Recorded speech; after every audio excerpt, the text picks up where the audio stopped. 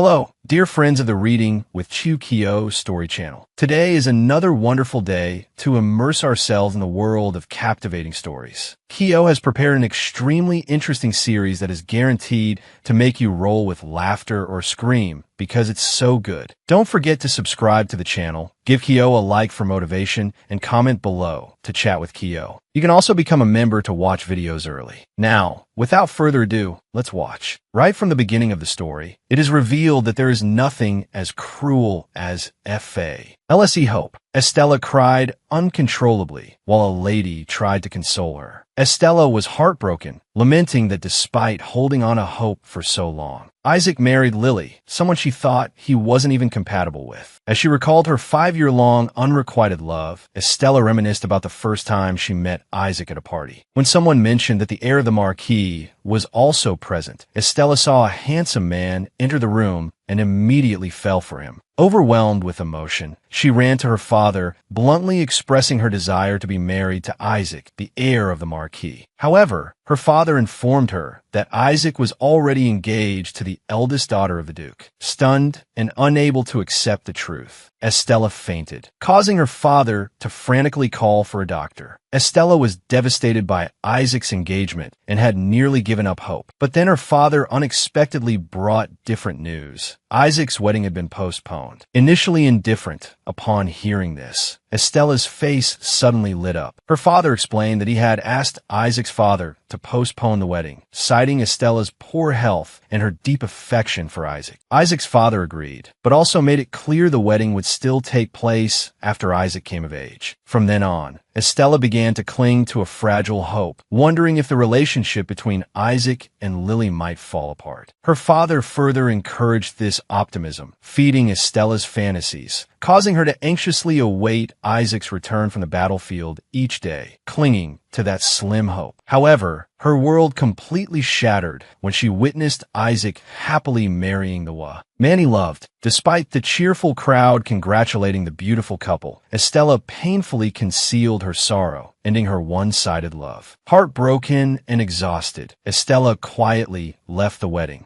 finding a hiding spot under a tree by the lake. While crying, she wrestled with her emotions, not knowing how she could ever face Isaac again. Suddenly, a mysterious voice echoed, telling her to turn back time. Stunned and confused, Estella wondered if she was hallucinating due to stress. As she approached the lake, she discovered a strange figure under the water surface, then slipped and fell in. As she sank, Estella accepted the irony that she would die at the wedding of the man she loved. But then she jolted awake, realizing she was still alive. An old woman was crying and clutching her hand, calling her my princess. Astonished, Estella recognized her as her nanny, but was surprised by how much older she looked, as if 10 years had passed. The nanny emotionally pressed her hand to her cheek, gently scolding her for scaring her to death by jumping into the lake. Still confused, Estella insisted she had no intention of harming herself, then asked where she was. She wondered if this was a room in the palace. Before the nanny could answer, 2 children rushed into the room, with tears in their eyes, calling her mama and hugging her tightly. Stunned, Estella stammered, asking why the children were calling her mother. The little girl was bewildered by the question, while the little boy burst into tears. As Estella looked closer, the 2 children seemed somehow very familiar. Just then, a male voice spoke up, expressing frustration that she seemed to be avoiding her own children. Estella turned immediately and saw Isaac standing before her. Confused, she asked why he was here and what this place was. Isaac was also clearly surprised. He picked up the baby and asked why she was acting as if she had never met the children. Growing more frantic, Estella demanded to know where she was and why everyone was treating her as if she were Isaac's wife. She asked what had happened to Lily, as she was sure she had seen their wedding, while her mind reeled, trying to understand what was happening. Estella looked at the children who were still calling her mother and clinging to Isaac as if he were their father. Isaac looked worried and decided to call the doctor again, assuming Estella might have hit her head when she fell into the lake. Estella became even more panicked, recalling the moment she fell into the water at Isaac's wedding and began to suspect this was a malicious prank. She demanded to know if Lily was involved, still unable to believe what was happening. Isaac grew more stressed, quickly telling the nanny to call the doctor immediately. The little girl worriedly asked Isaac if her mother had hurt her head, and he gently confirmed it. As Estella looked more closely at the two children, she was stunned to realize their faces and blonde hair looked just like her and Isaac's children. But her mind was in complete turmoil. She had no memory of ever having a passionate night with Isaac. Estella turned to look at a nearby mirror and froze at the changes in herself. Her cheeks were no longer chubby. The corners of her eyes were sharper and more mature. She wondered if it was really her. Desperate, she asked what year it was. Isaac replied, "The year 650. The answer stunned her to her core. She realized it couldn't be true. Her last memory was of May 17th, 643, the day she had dreamed of being a May bride. Now, she horrifyingly understood that she had jumped 7 years into the future. As Estella sank into disbelief and confusion, Isaac and the two children could only watch her with growing concern. Not long after, the doctor arrived and examined Estella. He concluded that she had amnesia. It seemed she remembered everything up to the age of 19,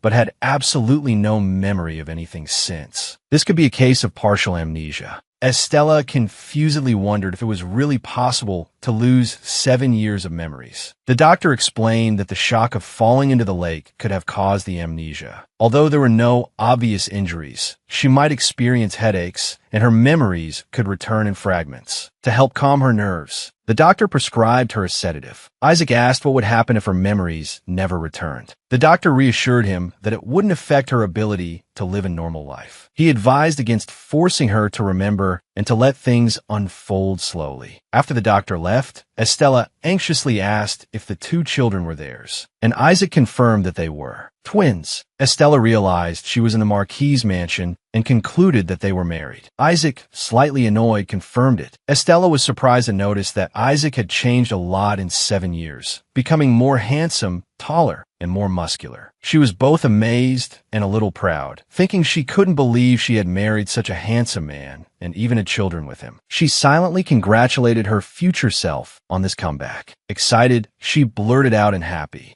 surprise. But Isaac, clearly annoyed, asked what she was reacting to. She tried to hide her excitement, joking that marrying him was like winning the lottery, then laughed awkwardly to brush it off. However, Isaac was still suspicious of her amnesia, even accusing her of pretending in order to tease him. He reminded her of how coldly she had treated him just yesterday and wondered why she had changed her attitude so quickly. Estella began to feel uneasy as she noticed Isaac's sharp and somewhat resentful gaze. She clasped her hands and repeated the doctor's words, explaining that she wasn't intentionally trying to manipulate anything. She was worried because she felt like he was angry with her and thought they needed to understand each other better. Even though everything was a mess, when she looked at him, her heart still beat fast, finding it hard to believe they were in the process of divorcing. Isaac's words stunned her, and she reacted strongly, asking why they were divorcing and whether this was another cruel joke. The tension in the room grew as the two children, frightened, clung to Isaac and cried. Estella was startled to realize their argument was affecting the children. Isaac told her that once the divorce was finalized, he would leave with the children, hoping she wouldn't be too upset. He picked up the two small children and was about to walk out, but before leaving, he stopped, pointing out that the lake wasn't deep enough to be dangerous. The bottom of the lake was just soft sand. The room door was slammed shut. Estella stood motionless, stunned as Isaac left the room. As she thought everything over, she realized she remembered nothing after. Isaac and Lily's wedding, and her memories from 7 years ago were still very clear. She began to suspect that she had actually jumped to the future, not just lost her memory. Estella was full of questions about Lily's wedding and felt frustrated that Isaac wouldn't talk to her. As she tried to accept reality, she thought about how this marriage was far from what she had ever imagined, and she only wished she could remember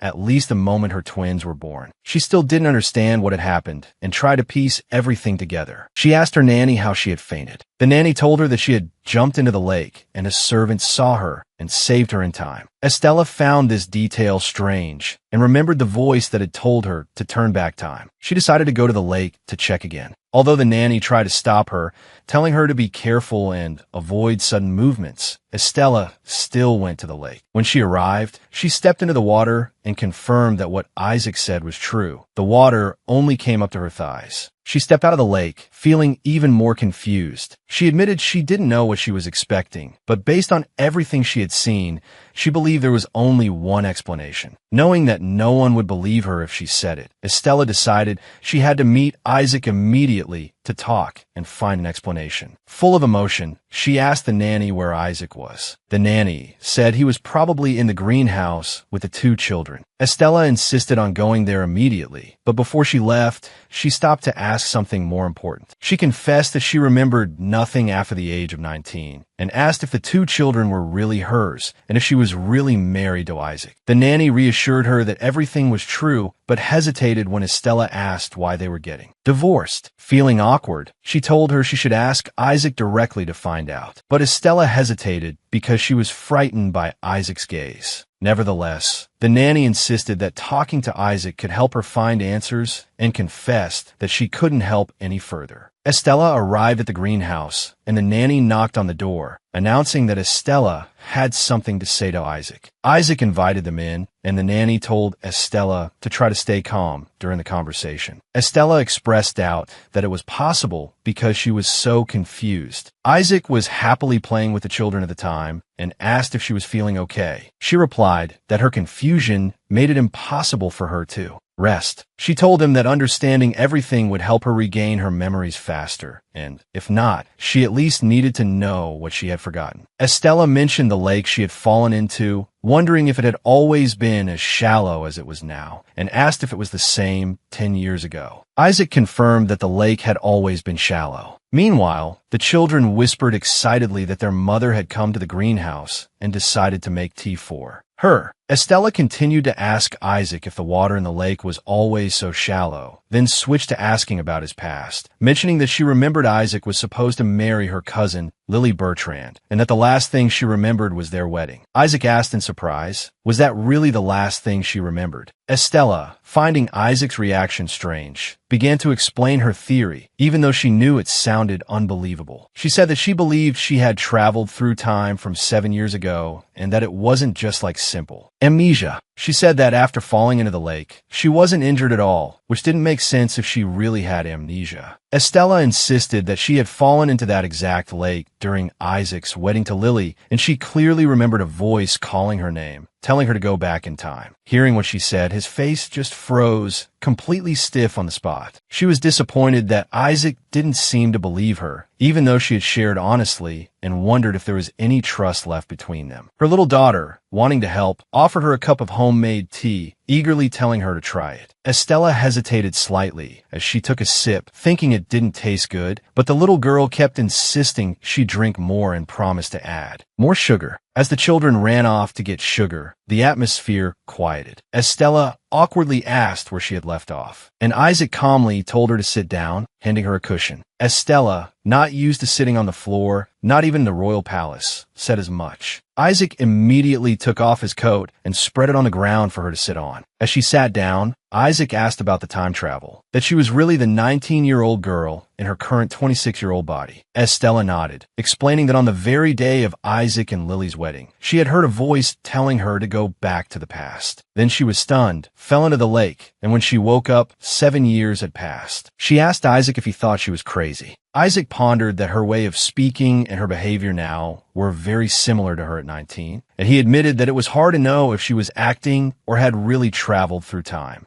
Estella bluntly replied that she wasn't pretending, then asked back, had he always been so suspicious? Isaac said that someone had made him that way, which stunned Estella. The children ran to Estella again, the little girl happily holding a tray of macarons, urging her to try one, while the little boy also stood by waiting. Estella tried to ignore them because she was distracted, but the children's expectant eyes moved her. She took a bite of macaron, praised it as delicious, and asked for another one. The little girl exclaimed, asking if it was really that good, and Estella confirmed it. She thought that the children were so cheerful, perhaps they inherited it from her. Isaac said that they were more excited than usual today because she rarely came to the greenhouse. The children rushed to hug Isaac again, boasting that they had made more food. Isaac praised them for being so fast and that it smelled good too. The little boy then approached Estella, gently tugged on her dress, and held out his arms for a hug. Estella hesitated slightly, but still picked him up. Isaac gently told Lou not to push his mother too much, and he nodded, and returned to Isaac's side. Estella still felt like she was meeting her children for the first time. She worriedly asked for the children's names again, calling them Lou and Lucy Mondai. But she was surprised when Isaac corrected her. Their last names were Lestel and Lucia Demeshin. Estella was stunned and confused, not understanding who came up with these names. Lou proudly claimed he had named them, and Estella affectionately pinched his cheek. He got shy and turned away. Estella tried to explain again that she didn't think she had amnesia, but that she had really come from the past to fix the mistakes she had made. She could feel from the way Isaac and the children treated her that something was wrong with this future. Isaac called Estella's name. She hesitated, then asked if they could cancel the divorce because the 19-year-old Estella really loved him. Isaac calmly replied that she was the one who had proposed the divorce, leaving Estella astonished and confused. Isaac said that she had requested the divorce, even wanting to leave the children for him to raise. He thought that perhaps she saw her family as a burden. Isaac added that, despite her saying she loved him, the future Estella had planned to leave and nothing could erase the wounds he had suffered. Tired, he picked up the children and left. Lucy noticed the weariness in Isaac's eyes, asking if he was crying, just as Lou tripped and fell. Isaac immediately turned back to see if Lou was okay, apologizing for walking too fast and checking if he was hurt while Lou cried. Lucy noticed Isaac's expression and asked again why he looked like he was about to cry. Isaac denied it, asking why she thought so. Lucy said because his eyes were narrowed. Isaac apologized, promising not to make that face again. Lucy hugged him happily, saying it was okay. Isaac thought to himself that just yesterday, Estella couldn't even be bothered to notice his presence. Although they were married and had children, their relationship was nothing more than a performance. He realized that Lou and Lucy were still distant from Estella, and every time she genuinely cared for the children, they were overjoyed. Isaac remembered that Estella was always busy and seemed to have no interest in family life. He recalled the early days of their marriage, the joy that faded so quickly due to their conflicts. And in the end, it was Estella who gave up just a week ago. In a flashback, Estella expressed her exhaustion, telling Isaac she couldn't live with him anymore, that she planned to go abroad and had arranged everything, including money and a place to live. Isaac worriedly asked if it was because of another man, but Estella just laughed. Back in the present, Isaac thought about Estella's strange words, that she didn't remember him, that she came from the past to fix her mistakes, and now said she loved him. Isaac voiced his frustration, saying that if she really wanted to fix things, she should have faced him directly. He believed she had considered their meeting a mistake from the very beginning and warned her not to get her hopes up. He remembered the time he himself had lived on just a sliver of hope, unable to let go of the image of the Estella he once loved, even though she had hurt him deeply. Isaac admitted that the promises he made at 19, which he had given her, were now meaningless because over time, everything had faded. He remembered her words from that year, when she told him to always trust and wait, saying she loved him very much.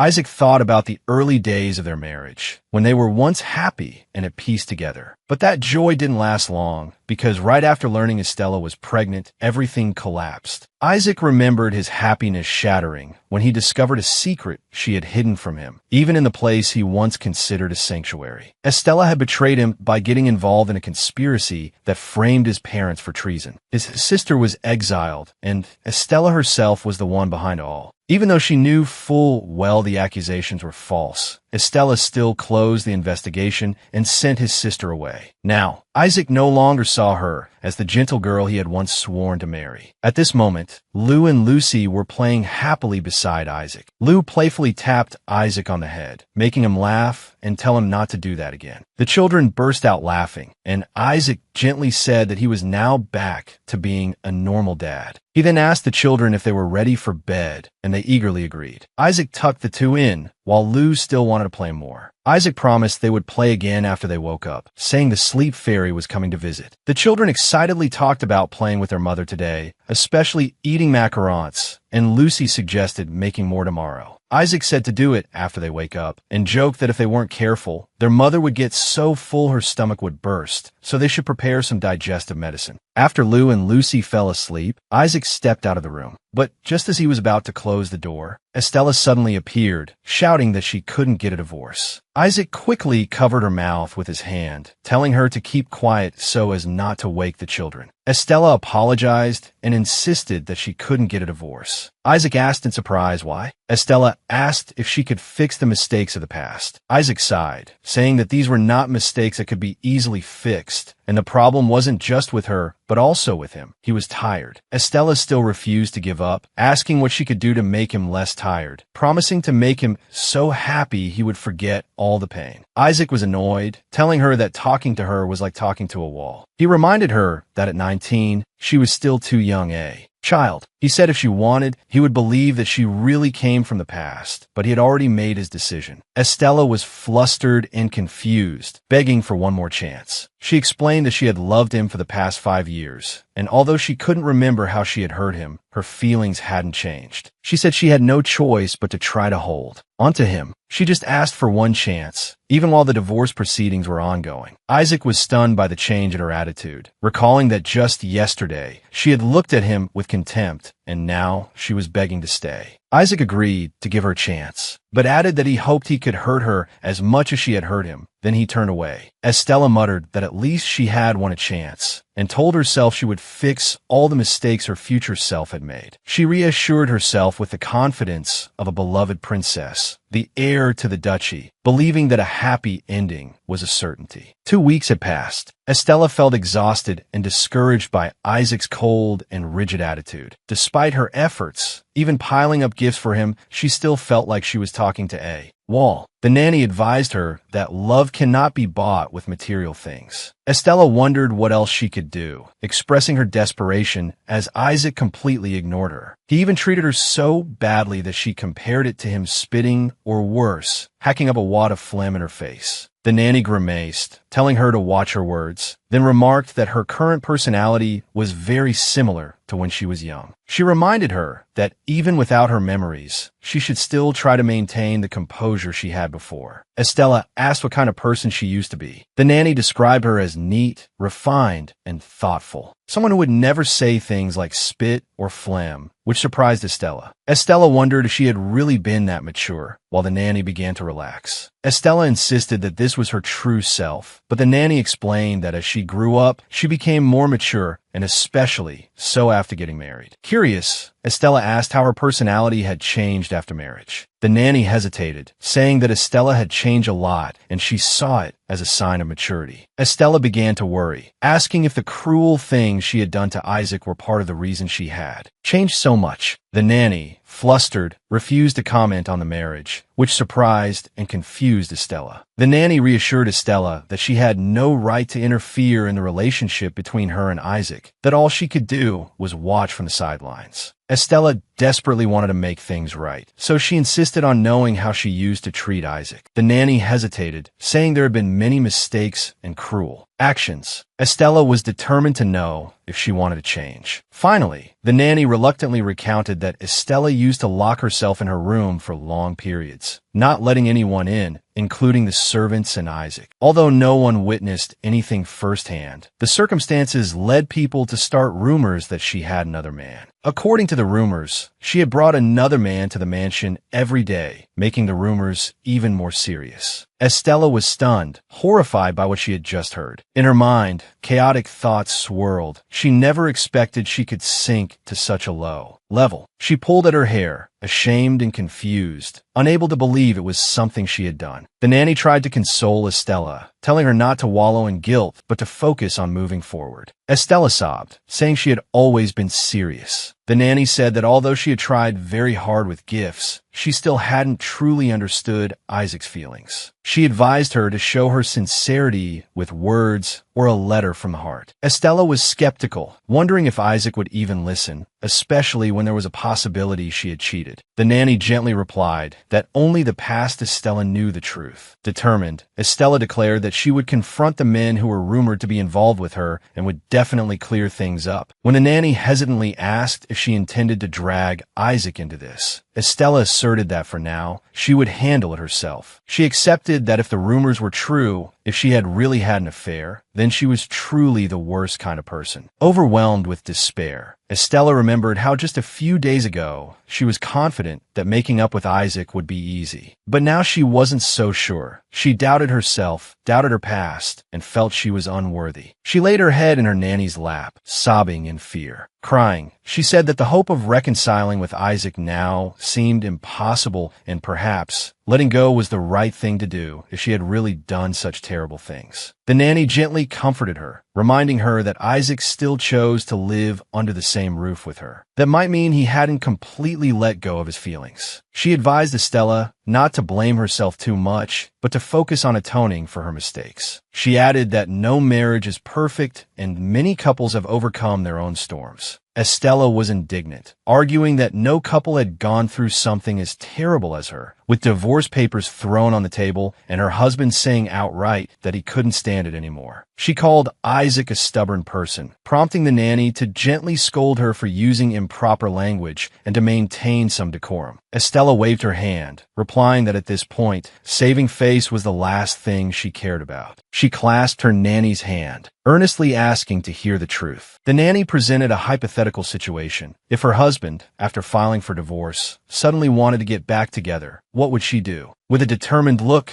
the nanny said that the man could never be with another woman again, her voice fierce and cold. However, right after, upon thinking it over, she broke into a cold sweat, realizing that the one who deserved such a fate was herself. Noticing she was about to break down, the nanny quickly pretended to hear young Master Lou crying. Estella casually pointed out that there was no crying sound, but the nanny immediately stood up, saying she had to go. Estella called out sharply, making the nanny freeze in her tracks. Trying to change the subject, the nanny suggested visiting Count Chess and his wife, saying they had once divorced but then miraculously reconciled. Estella skeptically asked, "Could Count Chess possibly be as bad as me?" The nanny enthusiastically confirmed. He was much worse, but that didn't make Estella feel any better. In her heart, she wondered if such a comparison could really make her feel relieved. Changing the subject, the nanny boldly suggested that Estella and Isaac should start sleeping in the same room again. Estella was shocked and hesitant, but the nanny explained that since she had started coming out of her room, she just needed to go back to Isaac's room to sleep. Estella repeated the suggestion in her head, thought it over carefully, and decided to give it a try. She thought that perhaps physical proximity would help the two of them reconnect more easily. The nanny reassured her that Isaac probably wouldn't touch her, which made Estella blush, quickly explaining that her intentions were completely pure. She thought that sleeping together would at least force them to face each other and make it easier to talk. With new determination, she decided to move her things to Isaac's room without telling him beforehand. She knew he would react, and just as expected, the scene changes. Isaac firmly refuses her proposal. Estella was shocked, demanding to know the reason. Isaac made it clear that leaving the room was her choice, but whether she returned was his decision. He blamed her for leaving without a word and now trying to return in a hurry. Estella awkwardly said that their talks never led to anything and that sleeping together would be the first step to mending their relationship. Isaac retorted, asking if giving her a chance meant he had to agree to all her requests. Estella explained that she didn't want to control him, just wanted to live like a proper married couple. After a moment's thought, Isaac agreed, leaving Estella both confused and overjoyed, exclaiming that she would go get her things right away. Isaac calmly told her to do so. The maids watched, whispering that this was the first time in 3 years they had slept in the same room. Someone guessed if they were reconciling, but no one was sure. In her room, Estella began to pack her things. She realized she had a lot of stuff and accidentally found a large jewelry box, especially with many rings. She muttered, not understanding why she had so many, finding it excessive. Suddenly, Isaac appeared behind her, coldly telling her she should continue to remember. Estella, confused, asked what he meant. Isaac said that all those rings were gifts from her lovers. Estella was stunned, so shocked she couldn't speak. Isaac casually pointed to the jewelry box, saying they were gifts from the men who had pursued her, that she had been that obsessed with rings. Estella forced a laugh, saying she no longer cared about such things, and awkwardly suggested throwing them all away. Inwardly, she blamed herself for foolishly opening that box, making the situation worse. Suddenly, Isaac stepped closer, making Estella blush beet red, stammering, not knowing what he was about to do. He calmly reminded her that she was the one who said she wanted to live like a normal married couple. When he started unbuttoning his shirt, Estella's eyes widened in shock and panic. She quickly covered her face with her hands, yelling at him to stop. Isaac calmly pointed out that he was the one undressing, not her. Estella, blushing furiously, yelled at him to put his clothes back on, but he just teased back that she kept staring at him. Embarrassed and reacting fiercely, Estella shot up, denying it immediately and insisting that they couldn't do this. Overwhelmed by the situation, she burrowed into the blankets, whispering that she was only 19. Isaac replied that she had married him at 19, then reminded her that they had a wedding night. Estella, flustered, pushed him away, insisting that she wasn't ready right now. Isaac sarcastically asked if she thought a stork had brought the twins. Estella stammered, saying that according to her memory, Isaac and Lily Berchand's wedding was still very recent and they hadn't even held hands. She emphasized that everything had to have an order. Isaac asked back, then why did she want to sleep in the same bed? She explained that she only intended to actually sleep. He calmly told her she should have made that clear. Estella angrily retorted that she had said so. She just wanted to talk. Isaac smirked, saying he misunderstood, thinking she wanted to talk with their bodies. Estella hugged the blanket tighter, her face beet red, shouting, asking if he really enjoyed embarrassing her. Isaac unabashedly admitted that he did. He explained that because she used to treat him so coldly, seeing her flustered like this now made him happy. He added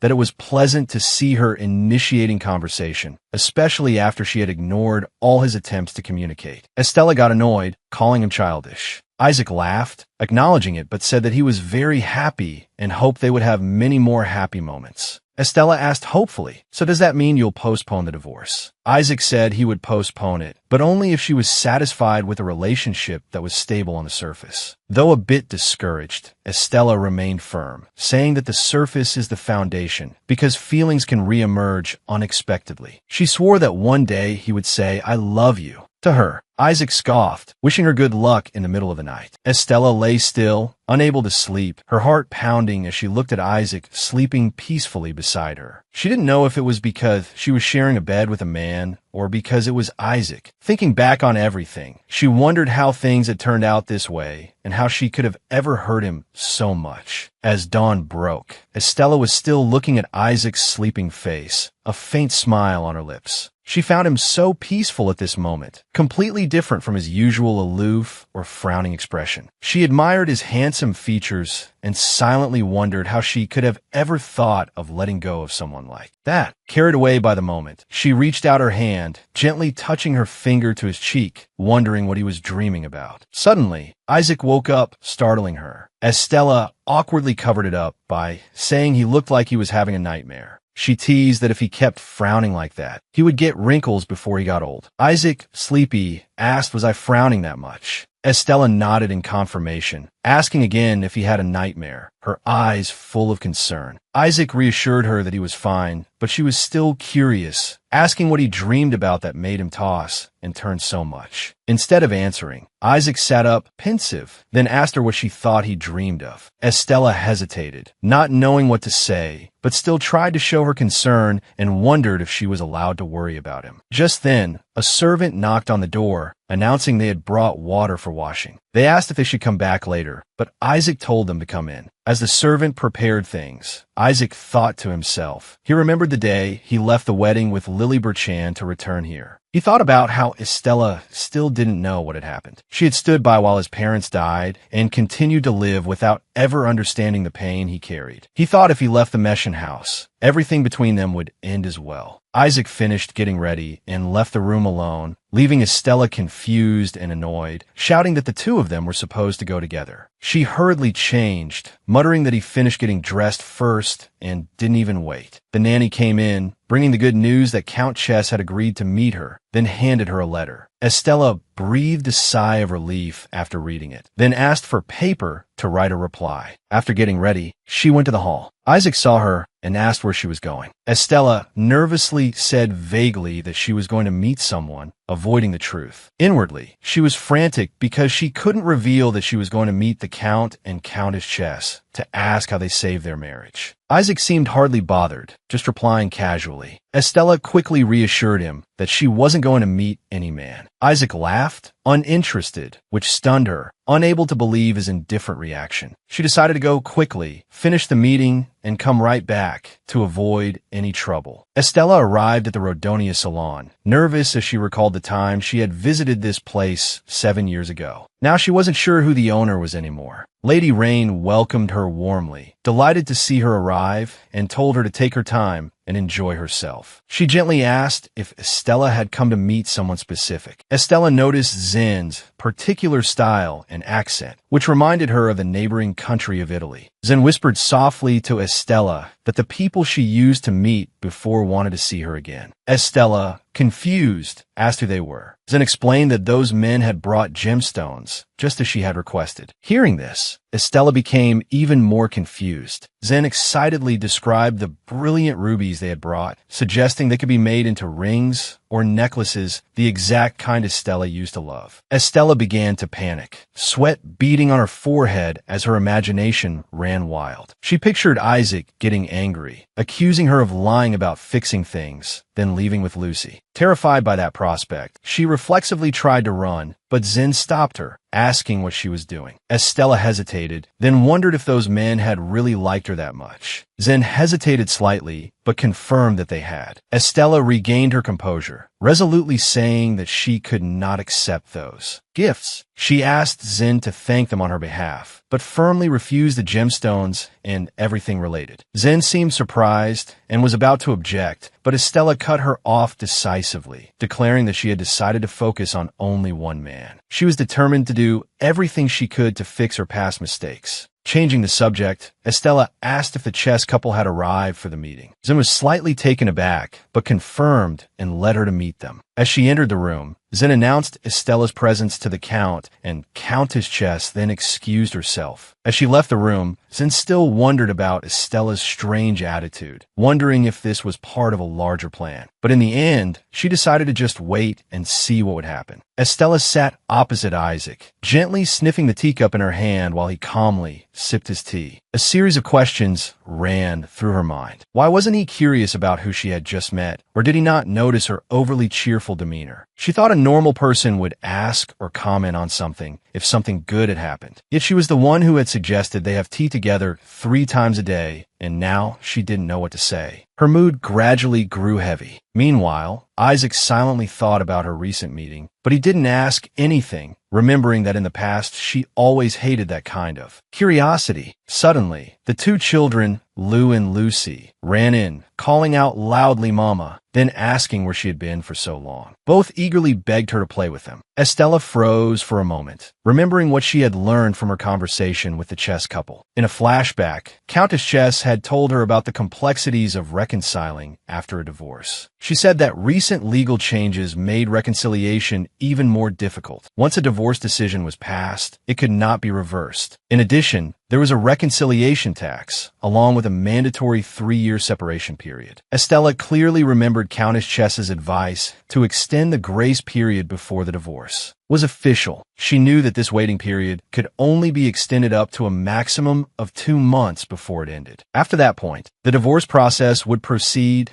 directly to a final judgment. Countess Chess also emphasized that marriage requires careful thought, but divorce requires even more, especially when there are children. Estella had asked her if she had ever considered canceling the divorce for the sake of the children. Countess Chess admitted she had considered it, but the final decision wasn't just for the children. She said that children cannot grow up well in a home where their parents are always miserable. She believed she could still raise her children, well, even on her own. The one thing that made her change her mind and take her husband back was one thing: sincerity. She advised Estella to show sincerity to Isaac and suggested starting by getting closer to her children. She said that if you love the children, they will return that affection abundantly. Treat them with respect, courtesy, and love, just as you would treat anyone else. Back in the present, the call of Mama rang out, cutting through Estella's thoughts. Lou and Lucy ran up, their faces beaming, warming her heart. Estella smiled gently, feeling a new strength within her. She broke out of her flashback as the children continued to ask her to play with them. They eagerly invited her to play pretend family, promising to cook delicious food for her. Estella smiled, took their hands, and nodded in agreement, making the children cheer with joy. While playing, Estella noticed Lucy was very much like her as a child, always the leader, while Lou gently followed whatever Lucy arranged. Lou ran to Isaac with a radiant face, asking if he wanted to play too. Lucy also ran over, enthusiastically persuading him. Isaac glanced at Estella, saw her smiling shyly, and then gestured for him to join. Lucy quickly assigned roles. Isaac would be the baby, although Isaac joked that he was too big to be a baby with Lucy's insistence. He also agreed to lie down on the floor, getting into character for the children's game. Estella watched the scene, unable to hold back a chuckle. Lucy gleefully assigned Estella the role of the nanny. Estella asked back, "Then who are you?" Lucy proudly replied, "I'm the mother, and Lou is the father." The game began. Lou gently rocked Isaac to sleep, mimicking soothing words. Lucy imitated Estella's posture, calling out Nanny. Estella also played along, bowing her head and speaking in a polite tone, "Yes, my lady." "Are you tired, my lady?" Lucy pretended to be weary. "Yes, I'm tired from working all day." Lou, in the role of Isaac, tried to interact with Lucy, calling out, "My love," but was brushed off by Lucy, who expressed extreme fatigue. Estella's jaw dropped as she watched the scene, unable to believe her eyes. Lucy even picked Isaac up, scolding him for not crying like a proper baby. Estella began to feel that something was a bit strange. She said nothing, just silently observed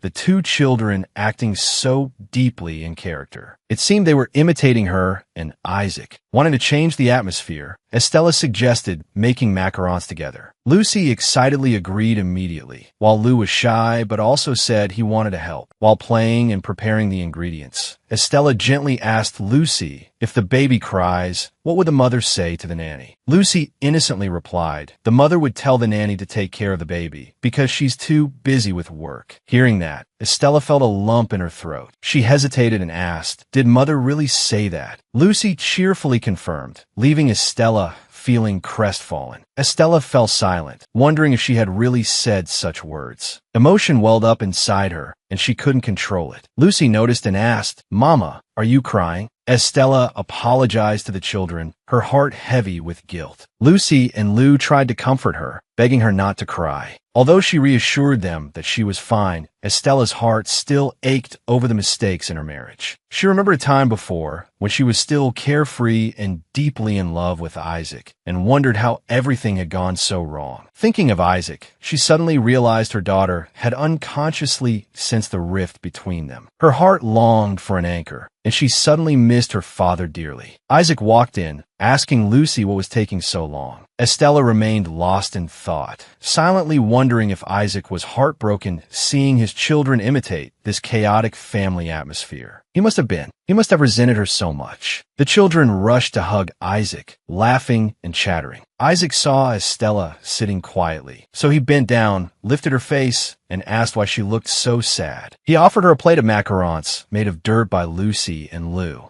Lucy excitedly invited Estella to try one. Although a bit scared, Estella pretended to be cheerful, praising it as delicious. Lucy was overjoyed, promising to make more later. Estella wrote a letter and gave it to a maid, instructing her to deliver it to her father immediately. The maid nodded, but seemed hesitant. Isaac noticed and asked Estella if she was sending a letter to her father. Estella confirmed, saying she wanted to see him and wanted to ask if the divorce laws had changed. Isaac hesitated, then told her the truth. The former king, Estella's father, King Benjamin, was in critical condition. Estella froze, repeating the words former king. Isaac explained that Benjamin was still alive, but currently in a coma. Estella was stunned, struggling to process the information about her father. She asked again, "So the current ruler isn't my father?" Isaac confirmed that he was not. Estella, confused and frustrated, asked, "Then why on earth am I here?" She remembered her past, remembering being raised as the sole heir of the Median kingdom. From a young age, she had studied everything to prepare for succeeding the throne. She remembered the times her father placed the crown on her head, saying she was the future heir. Even now, her nanny still called her princess. But her current life, with her family, was strangely far from the palace. She had always thought her father was healthy and ruling. Estella slammed her hand on the table, angrily asking Isaac, "So who is the king now?" Isaac calmly replied, "It's River Bertrand." Estella was stunned by the name, trying to piece everything together. She confirmed that the current ruler was her godfather, which meant her father was being treated in the palace. Isaac said that although he was currently in a coma, there was still hope he would wake up at any time. Determined, Estella told the maid that she would go to the palace the next morning. The maid reluctantly agreed. Turning to Isaac, Estella angrily asked why, even though she was the rightful heir, she was not the one ruling. Isaac hesitated, then confessed that he wasn't sure if she would believe his words. He revealed the rumors that had once surrounded him. People said he had betrayed the kingdom, that he married Estella only to save his own life after his parents were executed for allegedly plotting to poison King Benjamin. Unlike his exiled sister, he was spared but always lived under a cloud of suspicion. Isaac insisted his parents were framed, but all the evidence at the time was against them. He understood how serious the situation was, especially with her father still in a coma and the real culprit never having been revealed. He confessed he had avoided telling her, knowing she didn't understand what had really happened. But he promised that when she went to the palace, she would learn everything. Estella was angry and heartbroken. She confronted Isaac, questioning why he had kept that secret for over a month. She slammed her hand hard on the table, shouting, "Why didn't you say anything sooner?" She accused him of trying to pretend like nothing was wrong, as if everything was fine. She yelled, asking if he intended to forget the past and live as if nothing had ever happened. In a fit of rage, she slapped Isaac hard, leaving a red mark on his cheek. Trembling with pent-up emotion, Estella burst into tears, accusing him of seeming satisfied with her newly rekindled feelings, as if that was enough to erase the divorce.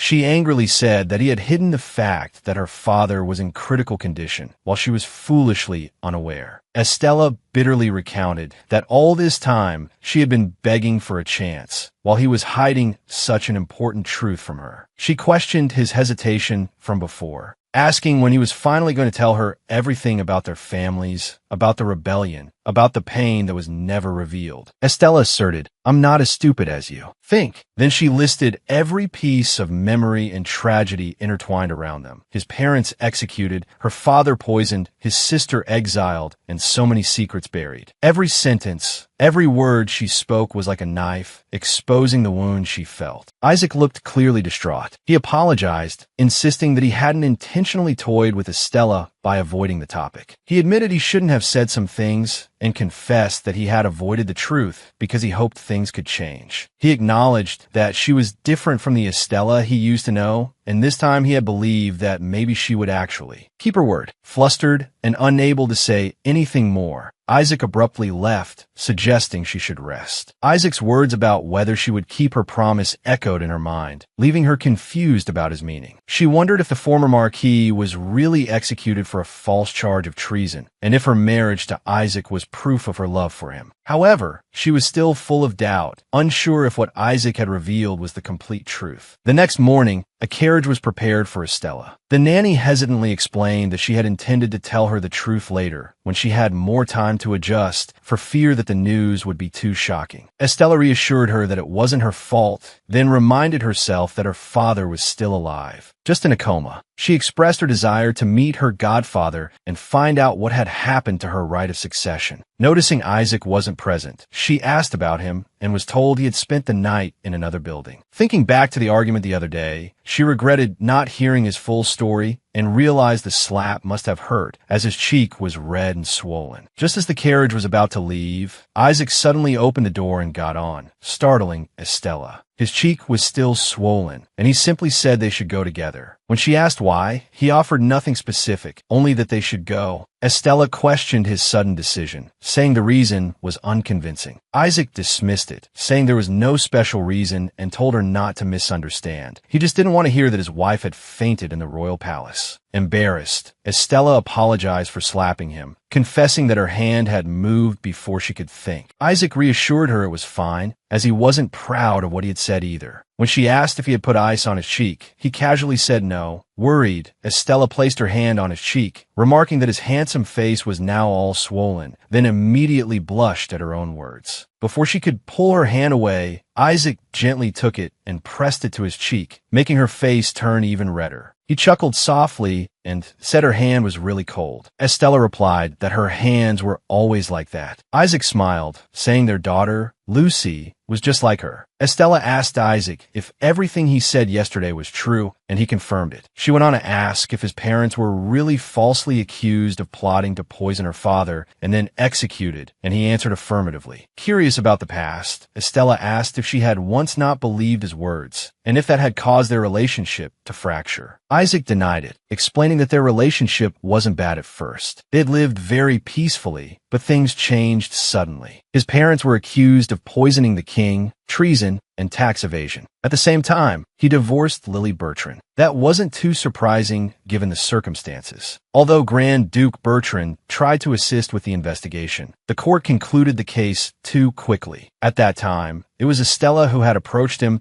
expressing doubts about the accusations against his father. She suggested reopening the investigation before he was executed. They got married, and he changed his surname. Estella realized that Lou and Lucy bore her surname because Isaac had changed his name. Isaac recounted that they had initially planned to reopen the investigation into his parents' case, but it was Estella who had ended it. She froze, asking him to repeat it, and he confirmed she had closed the case, branding his parents as traitors. He also revealed that she was the one who had driven Alina, the only person who could testify to his father's innocence, out of the country. All of this happened while she was pregnant with Lou and Lucy. After that, their relationship began to break down. Estella felt remorseful, apologized, and promised that this time she would not deceive or betray him again. When the carriage arrived at the royal palace, Estella realized the place had changed a lot. The beautiful rose bushes and the fountain were gone. The guards hesitated at first upon seeing her, but still gave a formal welcome. She said she had come to check on her father's condition and meet her godfather, then requested to be shown the way. A girl stepped forward, calling her princess and offering to take her to His Majesty immediately. However, Estella insisted she wanted to see her father first and would meet her godfather later. The girl hesitated slightly, then agreed and led her inside. As they walked through the corridors, a voice announced, "Princess Estella has arrived." Estella entered the room and saw her father lying unconscious, looking weak and haggard. Shocked by his terrible condition, she wondered if he was truly still alive. The doctor reassured her that he was still breathing, though his condition was very serious. Looking at her father's gaunt body, Estella found it hard to believe he had weakened to this extent. Isaac asked about the treatment, and the doctor explained they were doing everything they could to help him recover. Isaac then decided to leave the room to give Estella some time alone with her father. She took his cold, thin hand, pressed it to her cheek, and gently called him father with affection. Regret welled up inside her for only thinking of her father when she was in trouble. Weighed down by guilt, she repeatedly apologized for not coming to see him sooner, blaming her own immaturity. She remembered her father's once strong and warm embrace, a stark contrast to his current frail form. As night fell, Estella continued to earnestly pray for him to wake up. She desperately wished for him to open his eyes, unable to bear seeing him like this. Stepping out of the room, she apologized to Isaac for making him wait, saying she had gathered her emotions. But as soon as she spoke, she burst into sobs, unable to contain her grief. She gasped for air between sobs. Seeing her so heartbroken, Isaac stepped forward and gently comforted her. Estella continued to cry in Isaac's arms, overwhelmed by memories of her father's tenderness. She realized he had done so much for her that she had never even noticed her mother's absence in her life. His warm voice, his loving hugs, even his scolding wordsiro, all of it now seemed lost forever. Isaac offered her a handkerchief. She took it, sniffled a thank you, and wiped her tears. She reminded herself to be strong, as there were many important things to clarify.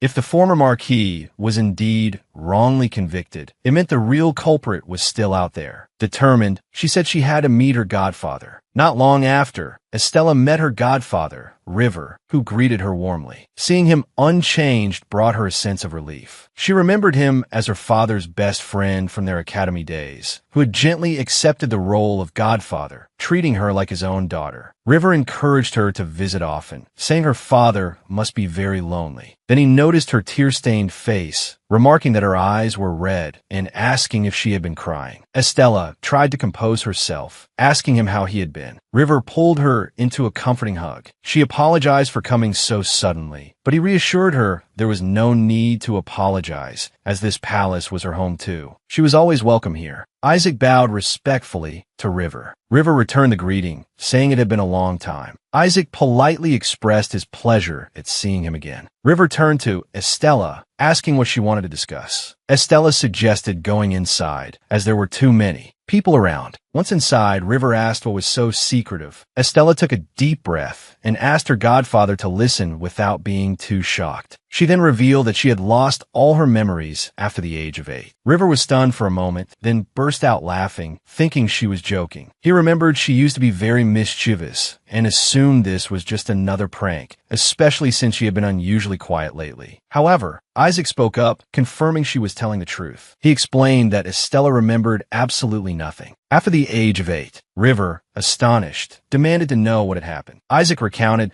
that Estella had slipped and fallen into a pond, possibly hitting her head in the process. Now deeply concerned, River asked Estella if it was true. She nodded in confirmation. She confirmed that her last memory was of the wedding between Lily and Isaac. Estella nodded, explaining that she needed to understand everything that was currently happening. She admitted she had heard about the DS family, but was still confused about her father's critical condition and the reason why she did not inherit the throne. Wanting to speak privately, she asked Isaac to step outside. Isaac agreed and left. Estella then asked River if she had voluntarily transferred the throne to him to protect Isaac. River confirmed it, explaining that it could give her more judicial power. Estella thought about the kingdom's laws, realizing that a king had no executive power, only the ability to offer opinions, whereas a prince or princess was not bound by that limitation. This made her wonder if that was the reason she gave up the throne. He added that at the time, she wanted to continue the investigation into the Dia family's case, and that was why she handed the throne over to him. Then, he asked again if it was true that she had lost her memory. Estella confirmed that all memories after the age of 8 were gone. River asked if her memory could be restored, but she said the doctor wasn't sure. He sympathized, saying that to her, it must feel as if her father's condition had worsened overnight. Estella agreed, but also expressed relief that at least he was still with her. She then asked if he truly believed that Marquis Dia was responsible for her father's condition. River firmly denied it. Estella admitted she wanted to believe that too, and that Isaac was certain his father was not the culprit. However, she had only heard Isaac's side and was missing many details. What made her most suspicious was that the entire investigation had concluded in just 4 days. She also found it hard to believe that she herself was the one who had ended the investigation. He replied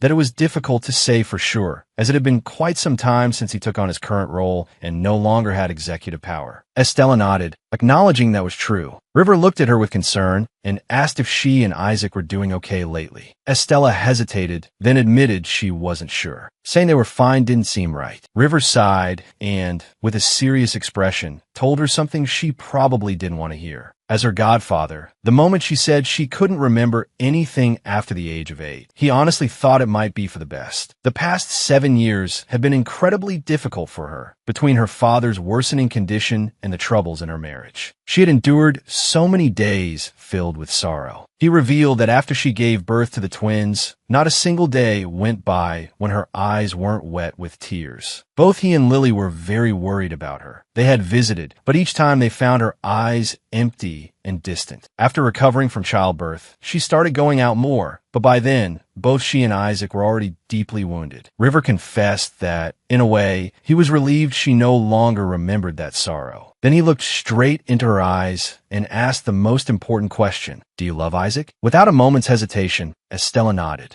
River smiled gently, encouraging her to forget all the pain and live happily with Isaac, reminding her that her father would have wanted the same. However, Estella mentioned that she and Isaac were in the process of divorcing and that it seemed she was the one who had initiated it. River gently reassured her, saying that Isaac truly loved her and all she needed to do was show her sincerity. Estella thought for a moment, then nodded, realizing that River was right. Seeing her expression soften, River brightened up and said that she was Estella, the light of the Meshan kingdom, loved by everyone. He stressed that she must never forget that she was the light, a cherished child. Then he held her in a warm embrace, earnestly wishing for her to find happiness at all costs. Estella was deeply moved and thanked her godfather. River remained concerned, asking if Estella intended to reinvestigate what had happened. Estella replied gently but firmly that, for now, she wanted to focus on reconciling with Isaac. She understood that the incident had deeply affected everyone. After a moment of hesitation, River smiled and agreed with her. He expressed his concern about her memory loss, especially now that she was an adult. Estella wiped her tears, confessing that there was nothing she could do about it. Though she was grown on the outside, inside she still felt like the 8-year-old Estella of the past. River nodded, understanding and sympathizing with her words. Estella felt lighter after their conversation and thanked him. She confessed that after seeing her father again, she truly didn't know what to do next. But now, she saw things more clearly and promised to visit often. River smiled hopefully, expressing his wish that the relationship between her and Isaac, along with their children, would improve. He sincerely wished them happiness. As Estella approached Isaac, she thought about the past. A memory surfaced, River's words when she was 7, after she had her fortune told and burst into tears. River had advised her not to place her father's burdens on the children, as they were too young to understand. Now, Estella understood that Lucy and Lou would probably find it very difficult to see their grandfather in such a state. Though she felt sad, Estella knew she should respect River's advice. She felt infinitely grateful to her godfather, who had always been by her side through the years. She decided to put her faith in the renowned doctor treating her father. Approaching Isaac, she gave a warm smile and apologized for making him wait so long. They walked to the carriage together. Before getting in, Estella turned to look back at her father's palace. A wave of sadness washed over her as she gazed at the familiar, now somber, building. Finally, they settled into their seats and left, heading for home. Isaac asked Estella what she had said to the king. She replied that they had just caught up, talking about executive power and the reason she gave up the throne. As Isaac was about to comfort her, he stopped, torn by mixed emotions. He remembered how she used to lock herself in her study, getting angry whenever he tried to enter. He thought about the past, recalling how Estella used to pay no mind to the children, frequently attending parties with other men and neglecting her family. Isaac knew that the only thing that had changed was her memory loss, but now she was saying she had feelings for him. He wondered why he had let his guard down and hugged her, when it could have been anyone, not just him. Estella noticed Isaac was distracted and asked if he was okay. Isaac apologized, saying he was a bit sidetracked, then asked what she was saying. Estella shared that she planned to ask the Magical Crimes Unit of the Ministry of Justice to reinvestigate the case. She explained that it might take time, but she wanted to clarify everything. She reassured Isaac that she had no other intentions, only wanting to know the truth. Isaac acknowledged that her godfather had been very supportive, but he said he was busy preparing to leave the country with the children because they were his top priority. Estella hesitated, then asked if he really needed to prepare so urgently, especially when they hadn't yet clarified the divorce. She pleaded with him not to avoid her and promised to do her best. A few days prior, Estella sat in her study, recalling that her godfather's message had arrived at just the right time. She wrote a reply and asked for a new sheet of paper. When she finished writing, she had someone take the letter to her godfather, addressing it to His Majesty. As she sent the letter, she felt a little uneasy about telling her godfather everything, but then reassured herself, remembering he had always treated her like his own daughter. Suddenly, the children knocked on the door and ran in, pulling her hand. They were eager to play with her. Estella was surprised and asked, "Where are your nanny and father?" Lucy explained that their father was talking to the butler, and then they both excitedly urged her to play with them. Estella smiled and agreed to play, saying she would join them right away. In the garden, Estella held Lou and Lucy's tiny hands, thinking about how different her life was now. She remembered having a crush on Isaac, imagining what it would be like to have children together, and wondered what had made her change so much. She suspected it might be more than just lost memories. While playing, Estella asked, "Why do you only play in the greenhouse?" Lou explained that Mother had once told them it was dangerous outside. Estella was stunned, not understanding how the outside could be so dangerous. Lucy added that they were only allowed to play here. Estella asked if they liked the greenhouse, and they both nodded excitedly, talking about the flowers, the soil, and everything there was to play with. Lou then excitedly suggested having a picnic, and they both ran inside to get food, leaving Estella standing there, feeling as if she had experienced this moment before. She called after them to be careful, not to run or they might fall. A moment later, Lou and Lucy returned with macarons made of mud, proudly showing them to Estella. Estella acted impressed, praising how beautiful they were, while noticing that Lou seemed very happy today, smiling more. Lucy then stared at Estella, making her a bit flustered as she asked, "Is there something on my face?" Lucy shook her head, saying that Mother was very pretty and she liked playing with her. Lou chimed in, saying he liked a lot too.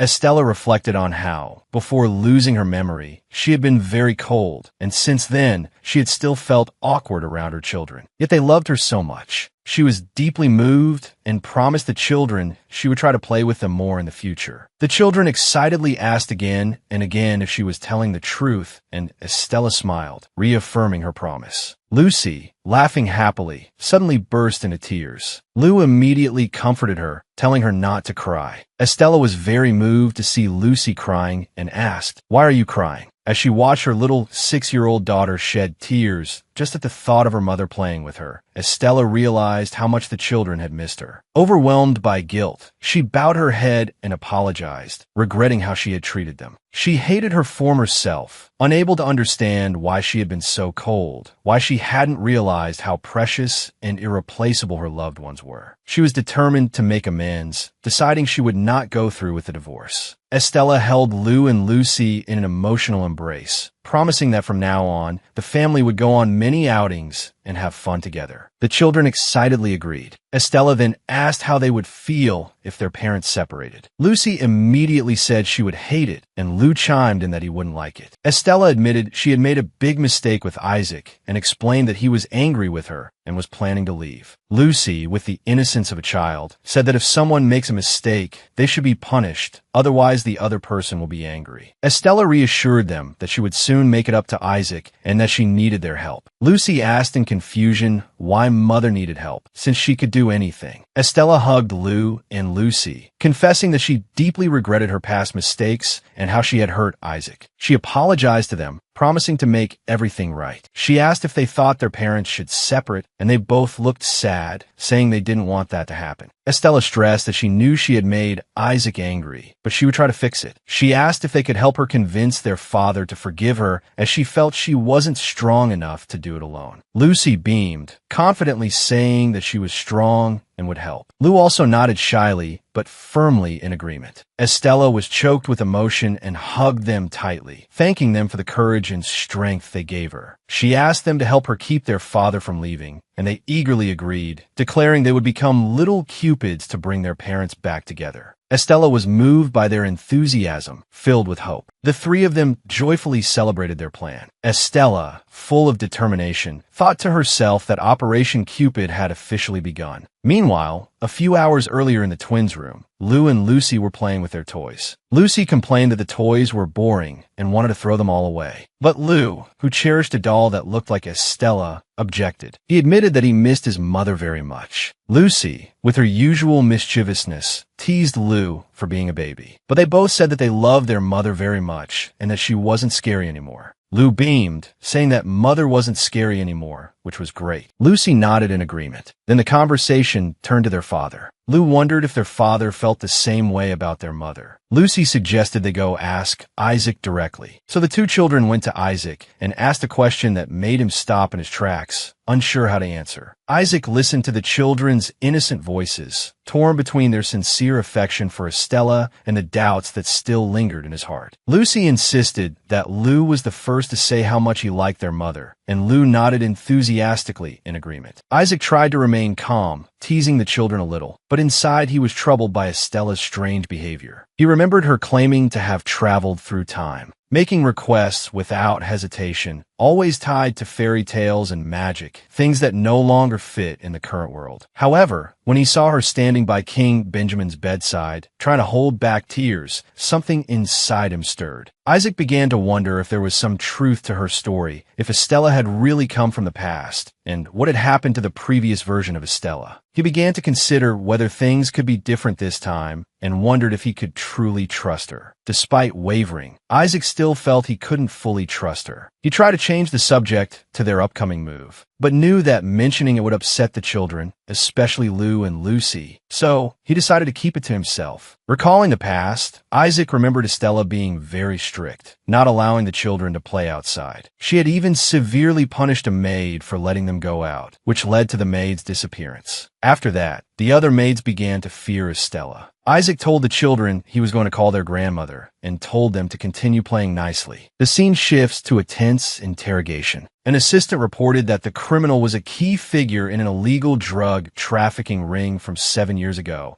involving a colorless, odorless drug that was extremely difficult to detect, even with silver. Despite trying to flee the country, he was quickly recaptured and was now continuing his illegal activities. At the prison, he was tied to a chair, desperately denying the charges and begging for death. The assistant was angry at his lies. He was about to act, but was stopped by Isaac, who asked about the man's family. The criminal looked flustered by the question. Finally, fearing for his family's safety, he broke down and confessed everything. 7 years ago, someone had approached him offering to help transport drugs. At the time, he didn't understand the severity of it. He was then forced to go into hiding. But then he was drawn back in when he received a note threatening his family, demanding he go to Berchan if he wanted to save them. Isaac was suspicious and continued to question him. The criminal confessed that the entire incident was a trap set from the beginning for him to be caught. The people behind the smuggling ring were the same ones who intentionally let him fall into the hands of Isaac's group. Isaac became even more confused by the situation. The criminal said that the king of Berchan had sent him to deliver a message. If Isaac continued to investigate, both his family and the Berchan family would be in danger. Berchan could not guarantee their safety if Isaac persisted. He begged Isaac to stop, willing to sacrifice his own life to end the conflict. He apologized for the death of Isaac's father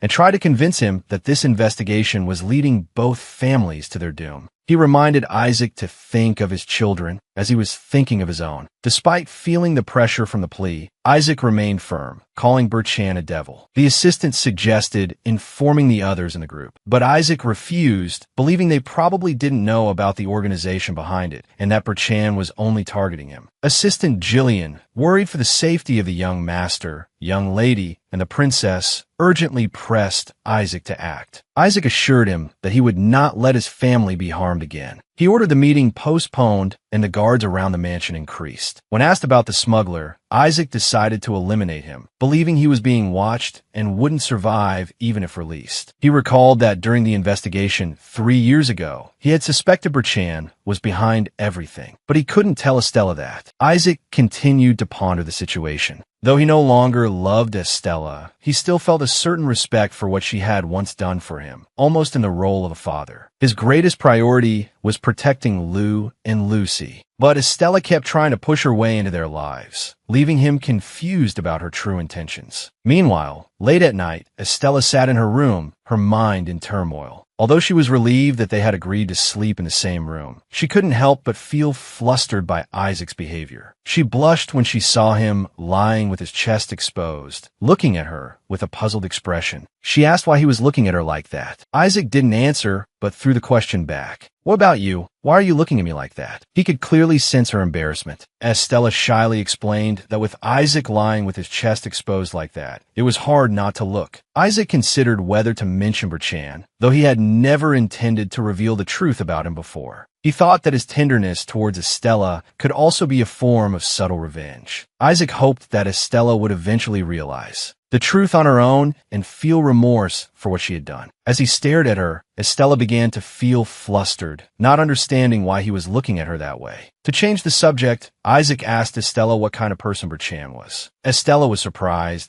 but replied that Berchan had always been a good person, who had treated her like his own daughter since she was a child. She added that even now, he cared for her deeply, and Lily had always treated her like a real sister. Estella recounted a near-death incident when a carriage she was in was caught in a landslide and fell off a cliff. The situation was so dangerous that anyone trying to save her would also be at risk. The carriage was tilted and the driver couldn't reach her. In that moment, it was her adoptive father, Berchan, who dug through the earth and rocks and pulled her out. Though covered in blood, he immediately held her tight and whispered reassurances. He had saved her life, but injured his leg, leaving him with a permanent limp. Estella said that if he hadn't saved her, she probably would have died or been seriously injured and would have limped for the rest of her life. Even while being treated for his injuries, Berchan was only worried about her, never complaining about himself. He told her not to overexert herself.